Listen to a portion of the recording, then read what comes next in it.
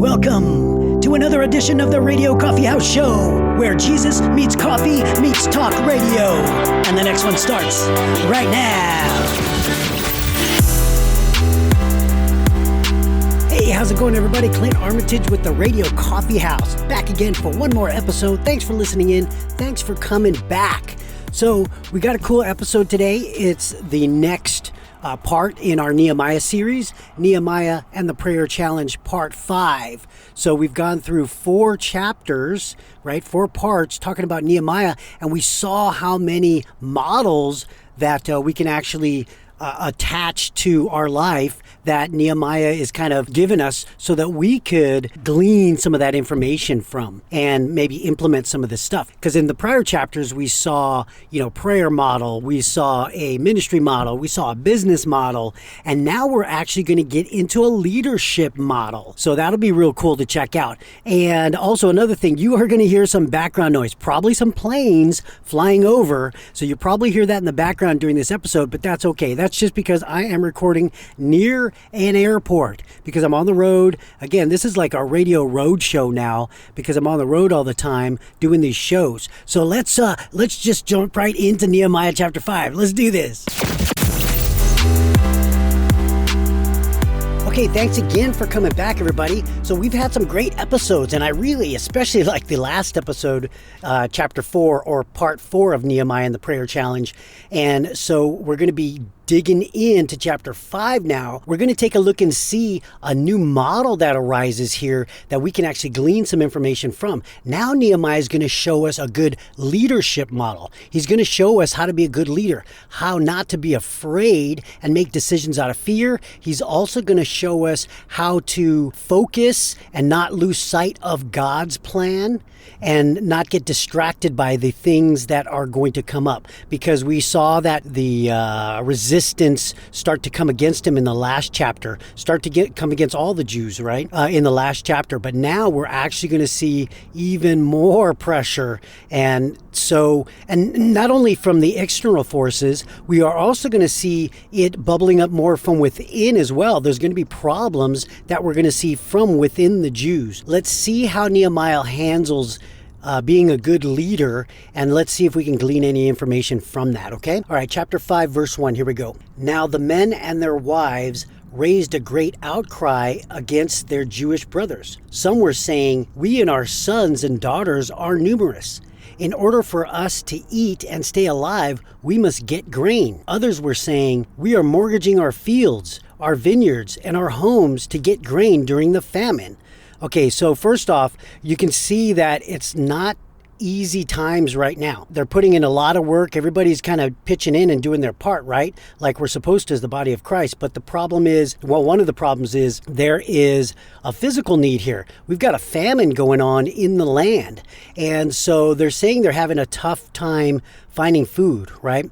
So because it says right there in verse 3 that some of them are mortgaging their fields and their vineyards and their homes just to get grain during this famine. So let's move on to see what else is going on here. See some of the problems that are happening with the Jews here. Verse 4. Still others were saying, "We have had to borrow money to pay the king's tax on our fields and vineyards. Although we are of the same flesh and blood as our countrymen, and though our sons are as good as theirs, yet we have to subject our sons and daughters to slavery. Some of our daughters have already been enslaved, but we are powerless because our fields and vineyards belong to others." Okay, so now we're getting into the meat and potatoes of the problems here. We're starting to see that there's a famine going on, and then within this famine, the Jews are having to mortgage their properties and even basically mortgaging their sons and daughters, to get grain. The sons and daughters are having to go into slavery so that the family can eat. And so that's very problematic. He says in verse 5, "Although we are of the same flesh and blood as our countrymen, and though our sons are as good as theirs, yet we have to subject our sons and daughters to slavery." So you see there's one, it's happening within the Jewish nations. So this is Jew on Jew here, where they are not prospering because of their own people. It's an internal problem. It's a nation problem. It's a people problem within the Jewish nation here. So let's read on and find out what else is going on, because they said they're powerless because the fields and vineyards belong to others. Basically, they've given up everything for food, and now they have no power to do anything, no leverage. All right, verse 6. When I heard their outcry and these charges, I was very angry. Now this is Nehemiah talking. Verse 7. I pondered them in my mind and then accused the nobles and the officials. I told them, you are exacting usury from your own countrymen. And there's an exclamation right there. So I called together a large meeting to deal with them and said, as far as possible, we have bought back our Jewish brothers who were sold to the Gentiles. Now you are selling your brothers only for them to be sold back to us. They kept quiet because they could find nothing to say. All right, we're going to stop there. So you see what's happening. We already talked about what is going on here. It's kind of in slavery within its own nation, within its own people. And then when Nehemiah finds out about it, because he hears the outcry coming from the people that are enslaved within the Jewish nation, then he gets very angry. And then this is what in terms of the leadership portion, let's focus on his leadership decision-making and his process here, his mental process. In verse 7, he says, I pondered them in my mind and then accused the nobles and officials. So he heard the information. He heard the accusations regarding these Jews that are exacting usury, basically taxes from their own people. So he hears this. He doesn't react right away. Even though he was very angry, he doesn't react. He ponders it. So he thinks about it. He considers it. Okay, and that's one of the things for a leadership thing here is we can't, as leaders, we can't react immediately to things. We have to be able to step back, even if we're emotional, especially if we're emotional. We have to be able to step back from the situation to take a good look. So when I used to work and I had my team and I was the case agent, I was a team leader on specific cases, what would happen is we'd hit a house, we'd try to look for these fugitives, right? Well, my team would go in, and since I was in charge of the operation, I would have to step back and not get involved. So there'd be fights that happened, either family members or the fugitive themselves. There'd be, more high-risk situations that happened, and it got really, some of them got pretty intense. But one of the things I had to do is I had to not actually step in and get involved right away, because I had to be able to see the whole situation. In that leadership position on my team, I had to be able to have a clear mind, not get caught up within the situation or the volatileness of the situation.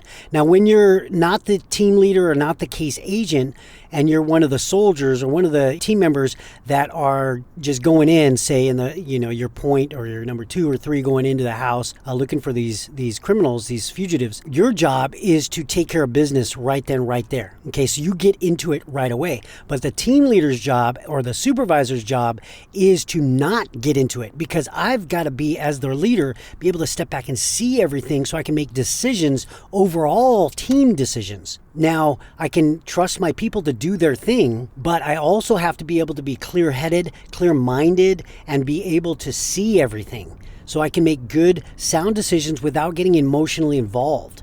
And that's why, as a team leader, you don't go in first. You step back and you go in after. Let your people do their job, clear the residence, make sure everything's good, and then as they're doing that, you're behind them, because you've got to call the shots. So this is where Nehemiah comes in with a good leadership principle here. Even though he was upset with the information he heard, he stepped back, he pondered. He didn't jump right in and start going at it. He didn't put his hands on things and on people. What he did was he thought about it first. Then once he's thought about it, he's made decisions in his mind, he's really calculated everything, then he steps in and then he says, and then he accuses them of it. Because, doing some research or doing some investigation to find out if this is true, you do that first before you make any decisions. So this is a good leadership principle here that we're getting from Nehemiah. So that's all the way to verse 8. So let's move on to verse 9 here. So I continued, what you are doing is not right. Shouldn't you walk in the fear of our God to avoid the reproach of our Gentile enemies? I and my brothers and my men are also lending the people money and grain. But let the exacting of usury stop. Give back to them immediately their fields, vineyards, olive groves, and houses, and also the usury you are charging them, the 100th part of the money, grain, new wine, and oil. Okay, so there's a lot of stuff going on in those verses there. So in verse 9, he basically confronts all the people that are taxing their own people and kind of not helping them out and kind of enslaving them financially here, because that's what's actually happening. Not only financially, but physically, they're being enslaved and their families are being enslaved. So now he confronts them. He says, what are you doing? What you're doing is not right. Shouldn't you walk in the fear of our God to avoid the reproach of our Gentile enemies? Okay, so do we think that Nehemiah is just making it up, or it's just his rule that he's coming up with this, hey, you can't do that?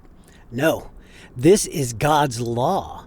So if you look back to Deuteronomy, in Deuteronomy 23, God actually puts down a law, a command, not to do this specific thing. So let me turn there. I'm going to read Deuteronomy 23, verse 19 and 20, because he's not making it up. He's actually taking this from God's law. So verse 19, do not charge your brother interest, whether on money or food or anything else that may earn interest. You may charge a foreigner interest, but not a brother Israelite.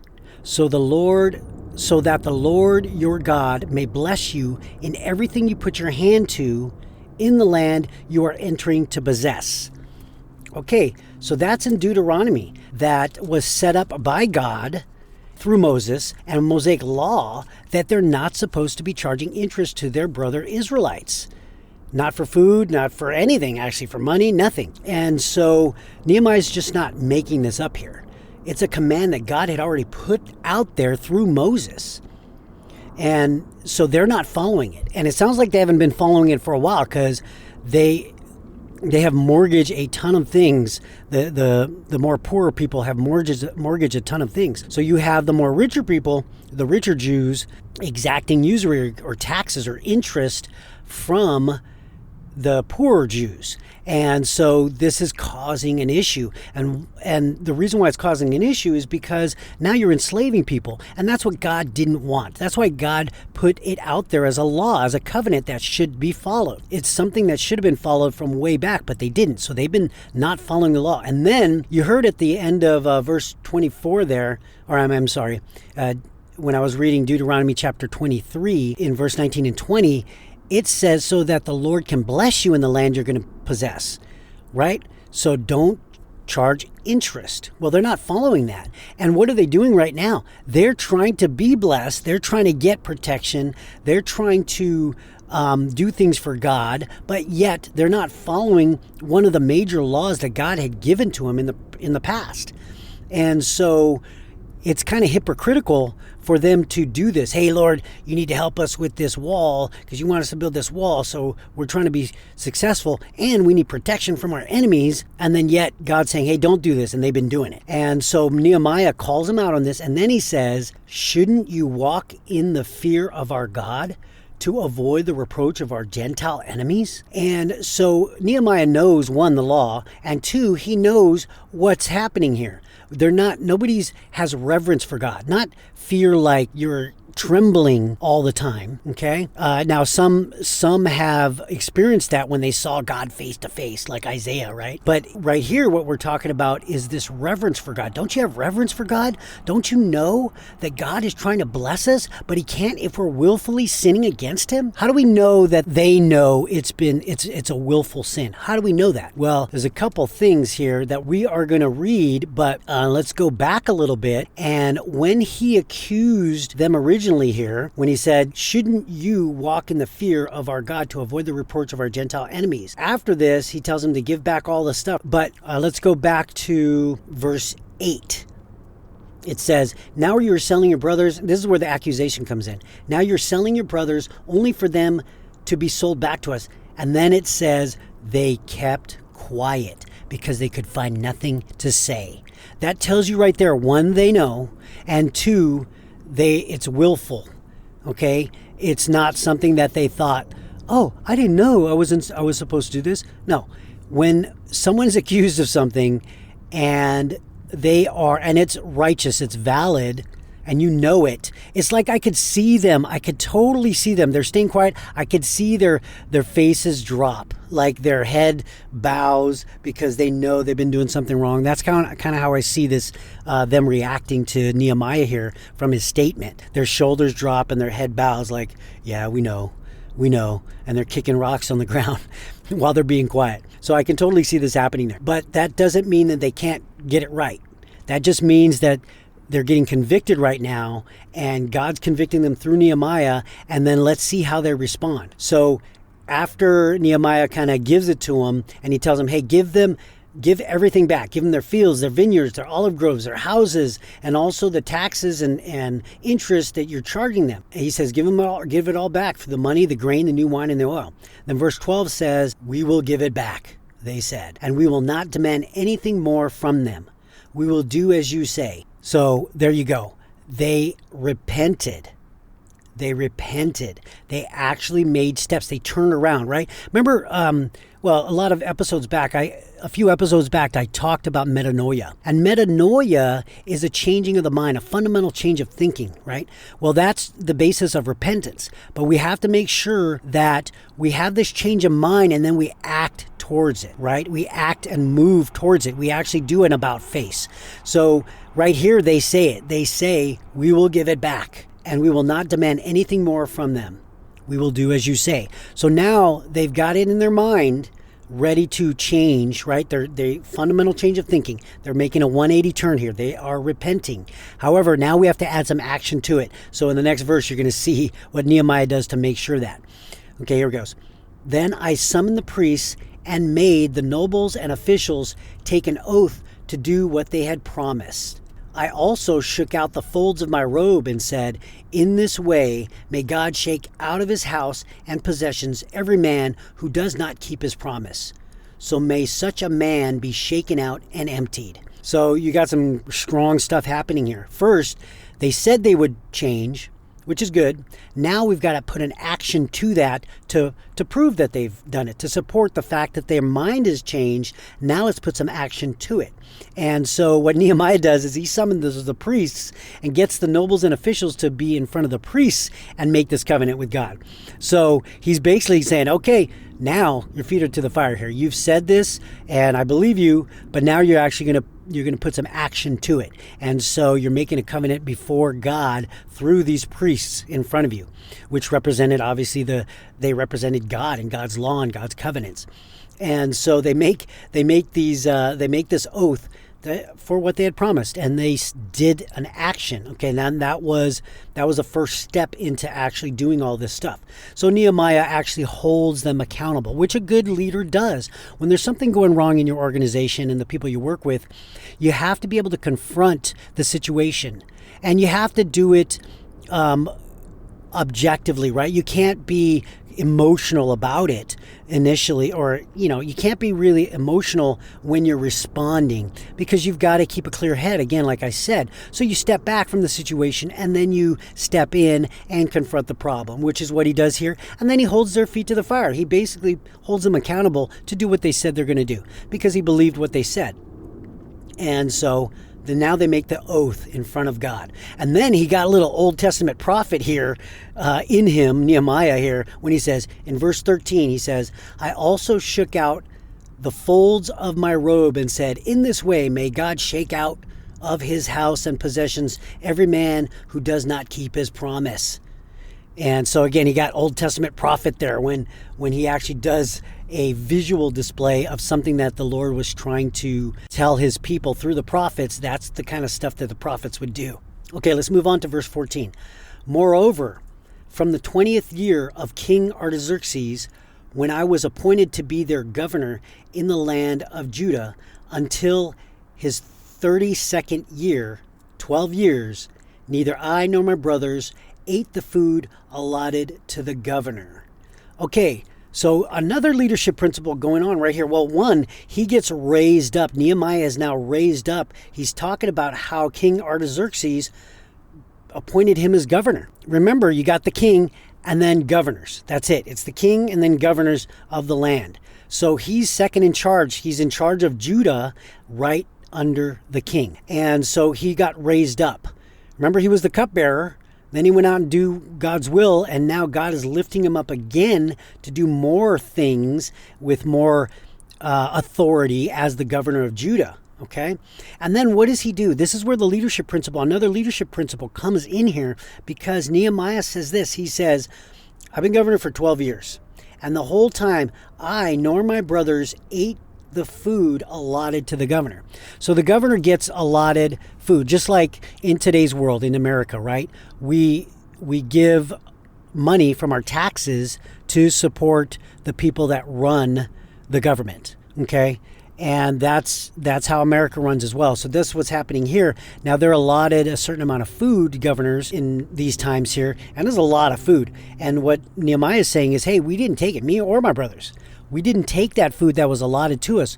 And why? He's not taking it because he doesn't want to put any more pressure on the people, because they're already having a tough time financially, right? Okay, so let's go to verse 15. But the earlier governors preceding me placed a heavy burden on the people and took 40 shekels of silver from them in addition to food and wine. Their assistants also lorded over the people. But out of the reverence for God, I did not act like that. Instead, I devoted myself to the work on this wall. All my men were assembled there for the work. We did not acquire any land. Oh man, this is awesome. Nehemiah is giving such a good leadership example here. He's being a true public servant. Sometimes we don't see public servants actually acting like public servants. Like he said right there, he said, the governor before me, he placed a heavy burden on the people. Not only did he take the food allotted to him, he also took 40 shekels of silver from them in addition to that. So he was exacting some heavy burdens on the people of Judah here. Well, Nehemiah comes in and he doesn't do that. He said, and he also says that even the governor's assistants at the time also lorded it over the people. Okay? But he didn't do it. Why? Because out of the reverence for God, I did not act like that. So his heart is right. His mind is right. We see that Nehemiah has this focus, this super sharp laser focus on making sure he's there for what God called him to do. God said, hey, I want you to go.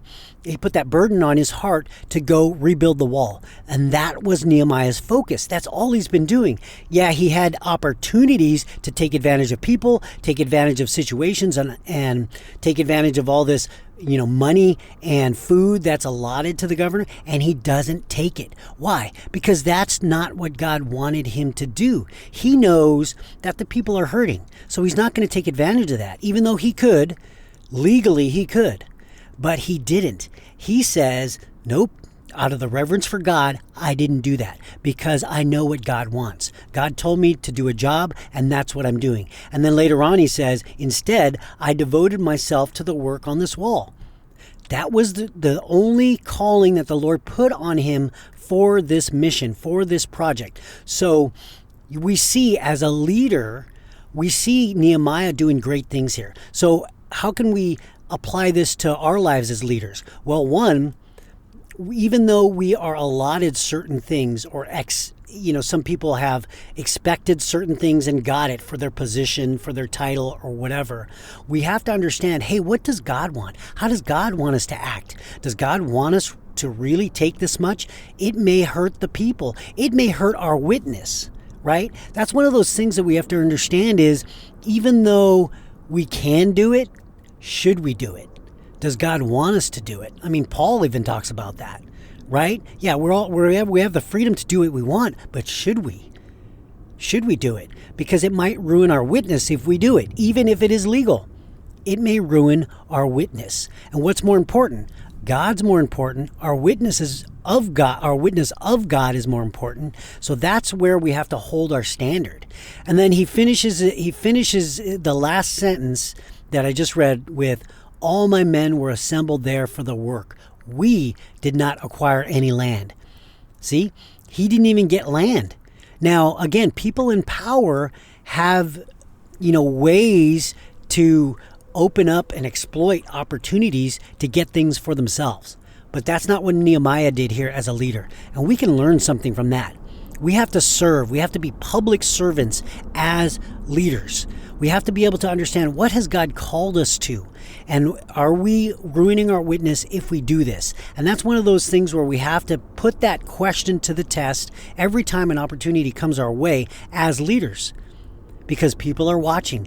People are watching. Okay? So especially as Christians. Okay, let's move on. Verse 17. Furthermore, 150 Jews and officials ate at my table, as well as those who came to us from the surrounding nations. Each day, 1 ox, 6 choice sheep, and some poultry were prepared for me. And every 10 days, an abundant supply of wine of all kinds. In spite of all this, I never demanded the food allotted to the governor, because the demands were heavy on these people. Remember me with favor, oh my God, for all I have done for these people. Oh, see, again, beautiful leadership example from Nehemiah. He tells you how much people's under him, 150 Jews and officials that ate at his table. And he gets allotted 1 ox, 6 choice sheep, some poultry. And every 10 days, he even got an abundant supply of wine of all kinds. But in spite of that, even though he had that allotted to him, he never demanded the food that was allotted to the governor. Because he knew, in which he says it in the next sentence, he didn't do it because the demands were heavy on these people. What do we have to think about? We have to think about others. The Bible is clear. Jesus gives us the perfect example. It's about others. It's not about us. If we can start looking away from ourselves, man, we can do such good work for God. If we can do that, people will see the love. People will see the light. And that's what we have to start doing in order for people to notice. So we get awesome, beautiful examples of leadership here with Nehemiah that we can apply to our lives. So I appreciate you coming by. I hope this was an awesome episode for you, because I really enjoyed going through this chapter. This has been so cool. But we see that Nehemiah is now giving us a great leadership model that we can implement in our lives and then start attracting other people, and then also running our businesses well, running our ministry well, and leading people well. And that's the way that God wants us to do it. All right, my name is Clint Armitage. This is the Radio Coffee House, and I appreciate you coming by. And until next time, stay safe and God bless.